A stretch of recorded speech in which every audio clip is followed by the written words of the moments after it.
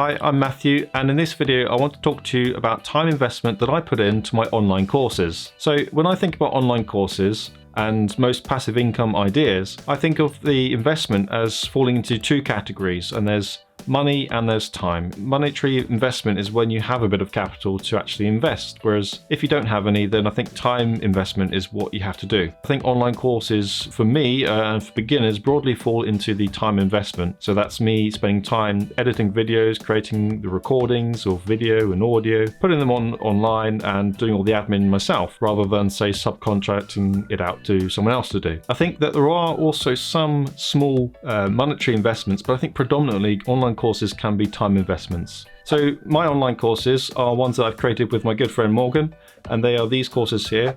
Engineering Statics took a whopping 482 hours, far too long to create a course. If you're like me and you do 10 extra hours of project work or that sort of thing on top of say your normal job, then you'd take 49 weeks to create these courses, this statics course, which is just a ridiculous amount of time to actually spend on this. The video editing took 41% of the time, so 196 hours to actually go through for these courses. And then the audio recording and editing took basically the same amount of time as well, and the rest is down to things like scripts and admin work. Thermodynamics course, it pretty much got the same sort of trend, so it took about the same sort of amount of time.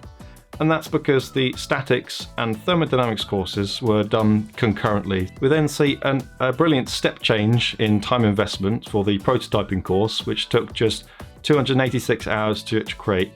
So it's about a 200-hour time improvement, which is really good. And this, you can see the video editing still took a long time, so 50% of the time. I added some extra granularity to break it down a little bit more, where you can see that the fact sheets and script writing and the video and audio recording took the next largest amounts of time beyond the video editing. Probably the primary ways in which I managed to save a lot of time over the previous courses was by doing a lot more face cam footage, which is where you see me on camera, you see my face on the camera, and also some stock footage from a brilliant website called Storyblocks. And it just made the whole process a lot quicker and actually probably a lot higher quality. It makes it look really good in my opinion. So then we have the fourth and final course, which is the Onshape CAD software course, and that took 267 hours to create, so about a 15-hour-ish reduction over the prototyping course.